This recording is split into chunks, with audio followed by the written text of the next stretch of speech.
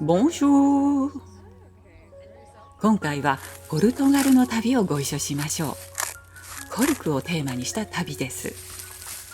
中でもシャンパーニュのコルク船がどんな風に生まれるのか、その故郷を訪ねます。パリからリスボンまでは2時間半の空の旅。陸地が見えてきました。わかりますか？発見のモニュメントが空からでもくっきり見えています。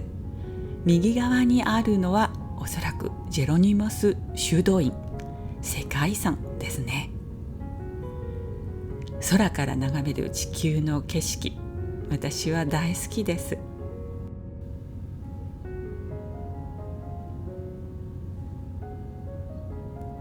住宅地を横切るように見事な橋が見えています。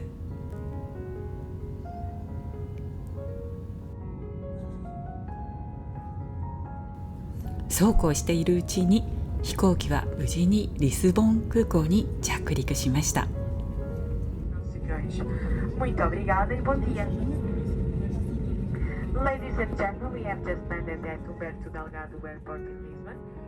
空港から車で走ると間もなくこんな風景が。先ほど上空から見えていた橋の下をくぐって進みます。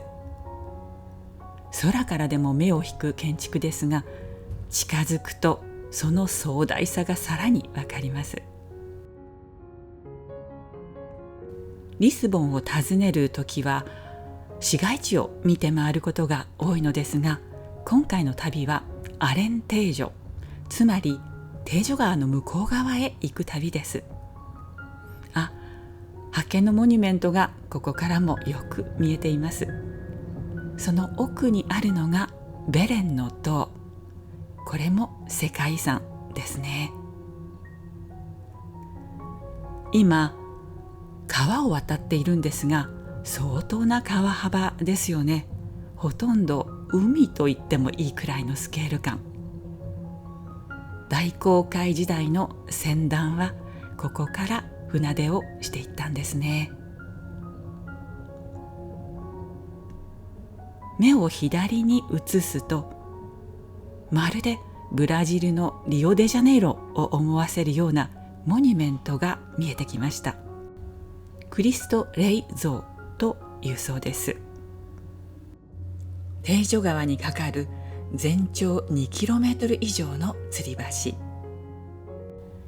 革命にちなんで4月25日橋という名前がついています。川の対岸に渡るとこんな風景が広がってきます。見渡す限りのぶどう畑、あるいは笠松の森の風景。緑豊かではありますが、乾燥した大地であることが伺えます。一方でこの辺りは稲作も盛んらしくて、奥に見えるあの黄色いゾーン、あれはおそらく水田でしょうね。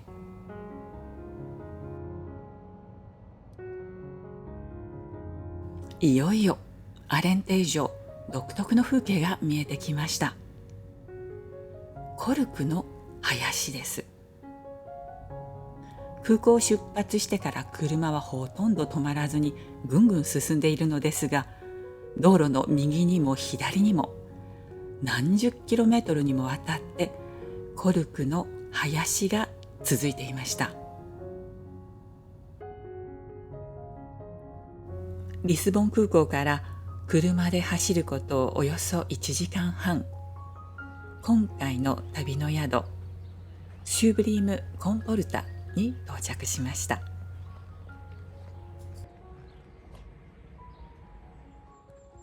乾いた大地の中に佇むオアシスという印象で、こんなところに猫ちゃんがいました。いかにも平和な場所ですね。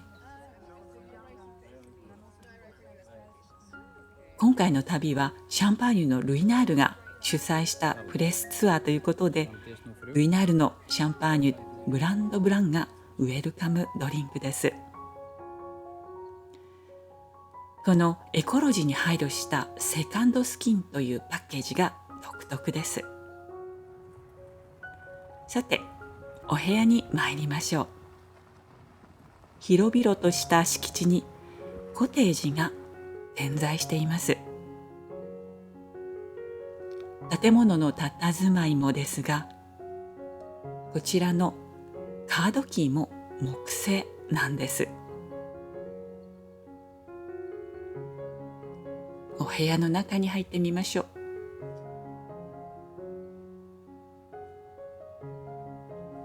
カーテンを開けると、窓の景色はこんな風。ウッドデッキもあります。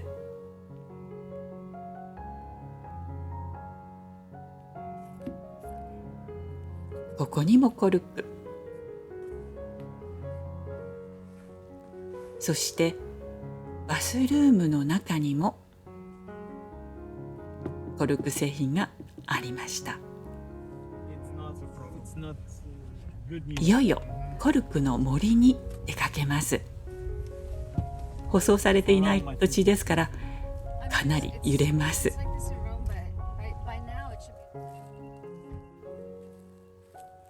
私はコルクの木を実際に目にするのが初めてのことです。それにしても木肌がどうしてこんなに赤いのでしょう。しかもこの数字には何の意味があるんでしょう。それはおいおいこの旅の中で分かってきます。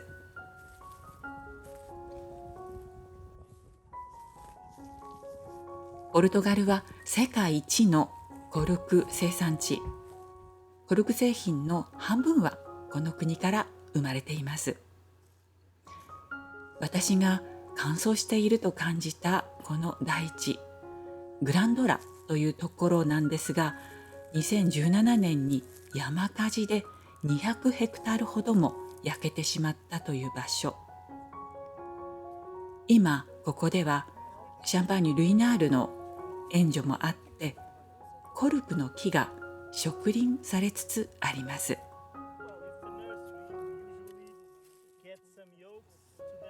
こうして一つ一つコルクの苗木を手で植えてゆきます。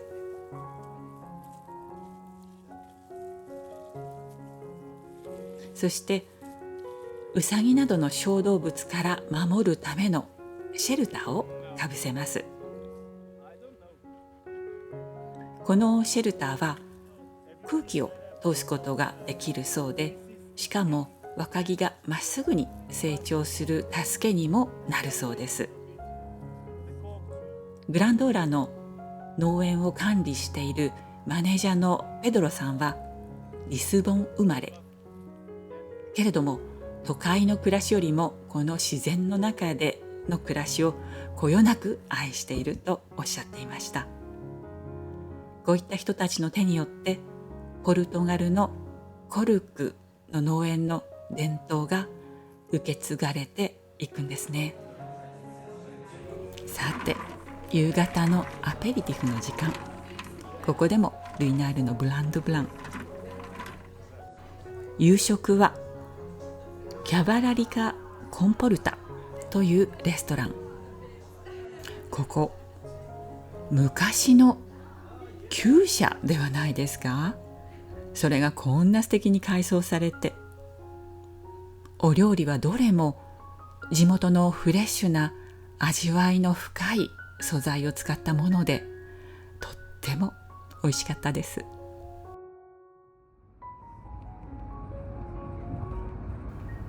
翌日、今度はリスボンにより近いところにあるコルク農園を訪ねます。まっすぐな道を行けども行けどもコルクの林。ふとこんな風景が見えてきて、私たちは思わず車を止めてもらいました。白昼の廃墟の佇まいに少なからぬ人が惹かれたのです。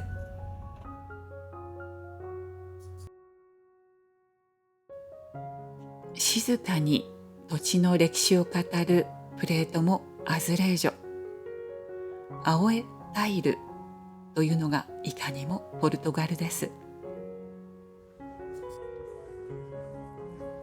この農園はコルク生産のリーダーカンパニーともいえるアモリムが運営している場所です。あ、白馬が私たちを迎えてくれました。この見事な枝ぶりの大木、これもコルクの木、おそらく120年くらいの樹齢だそうです。さて、ここで実際にコルクの樹皮を剥がす作業を見せてくださることになりました。使うのはこの斧1本。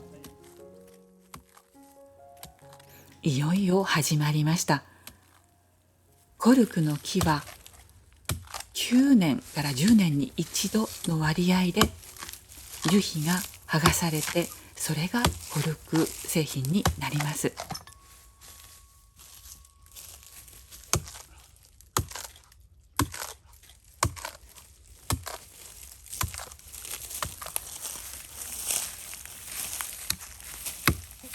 しかも樹齢25年経たないと樹皮を剥がすことはできません。この音が独特なので、ぜひ耳を澄ませてお聞きください。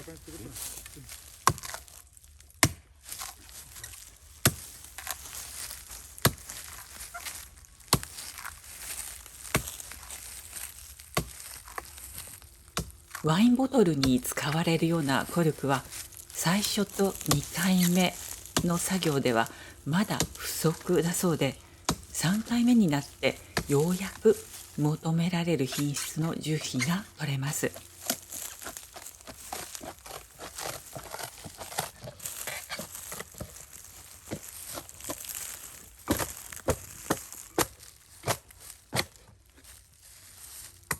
つまり早くても43年の樹齢以上でないとワインやシャンパーニュのコルクにはならないのだそうです。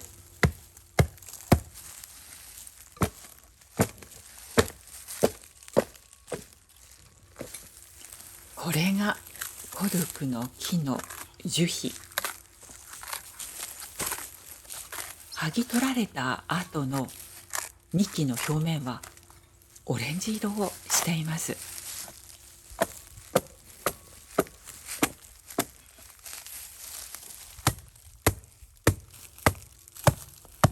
それが空気に触れて時間が経つにつれて赤くなるのだそうです。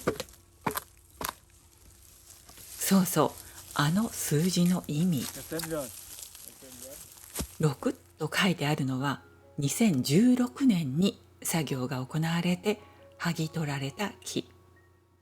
そして2とあれば2022年、つまり今年剥ぎ取られたという意味だそうです。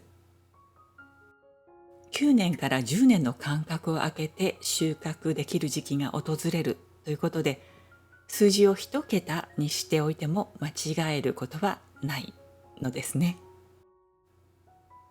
年月が経つほどに樹皮は赤色から茶色、そして灰色になります。それとともにコルクの表皮の部分が厚みを増して成長していくというわけです。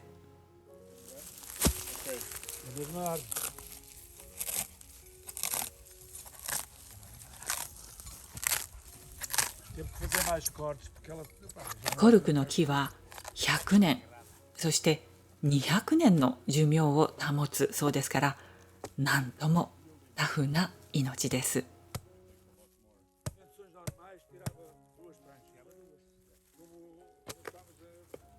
本来こうして皮を剥ぐ作業というのは5月から8月にかけて行われるそうです。今回は私たちのために特別に10月にこの作業を披露してくれました。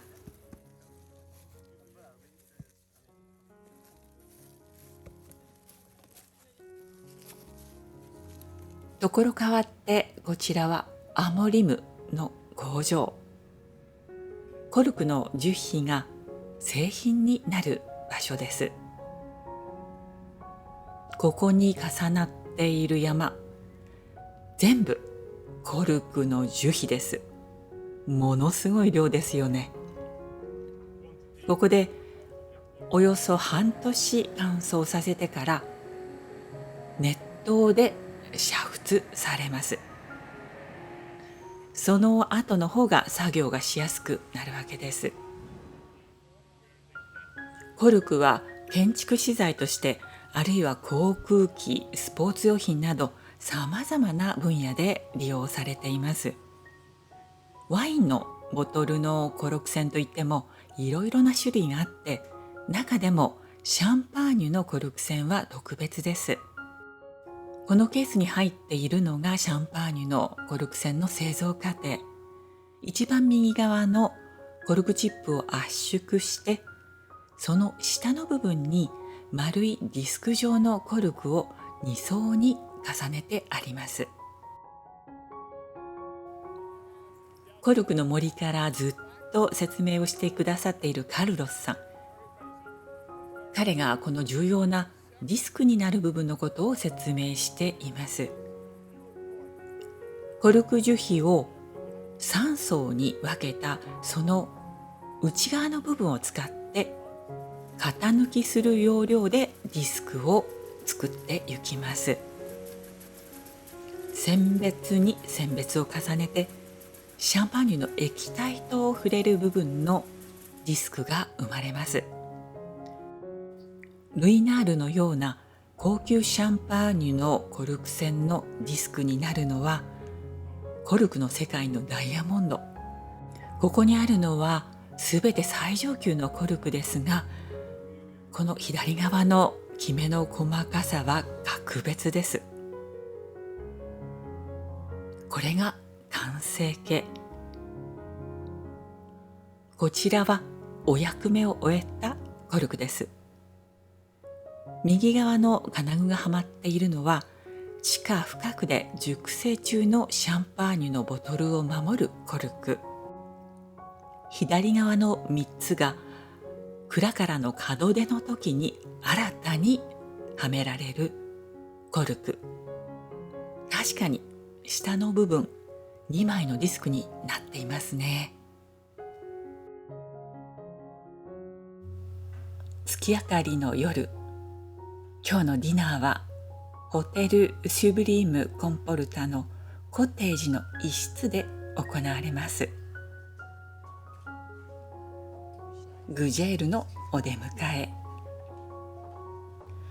コテージのサロンには大きなキッチンがついていて、シェフたちがここで直接お料理をしてくれます。リラックスして、しかもおしゃれで、なかなか素敵なお膳立てですよね。こちらの女性はメゾン・ルイナールの醸造家の一人、ルイーズさん。今回のプレスツアーでは私たちを彼女がもてなしてくれました。お分かりでしょうか。メニュー表もコルクでできていました。まず最初にルイナールブランドブランがグラスに注がれます。ディナーの一皿目は生牡蠣。海藻があしらわれていて、海の香りたっぷりです。二皿目はポルトガルの南アルガルブ地方で水揚げされたエビのタルタル。キャビアの周りにあるつぶつぶわかります？これなんと日本のふりかけでした。ロン・ルイナール・ブランドブラン2010年がグラスに注がれます。こちらのパッケージも特殊な紙でできていて、しかもシャンパーニュが熟成される石灰岩のカーブを連想させるデザインです。こちらはシーバス。皮がパリッと焼けていて絶妙な火入れがしてありました。お肉料理は豚の胸肉、照り焼き風になっていて、この地方独特のボンバライスがリゾットとして添えてありました。ここでロゼシャンパーニュの登場です。ロゼシャンパーニュは一見するとフェミニンな印象ですけれども、実はお肉に、そしてデザートによく合うんですよね。デザートはターメリックを効かせたリンゴとヘーゼルナッツのアイスクリームでした。お料理をしてくださったのはこちらの方々。右がシェフのヘリオさんです。コルクをテーマにしたポルトガルの旅、お楽しみいただけましたでしょうか。最後までご覧くださいましてありがとうございました。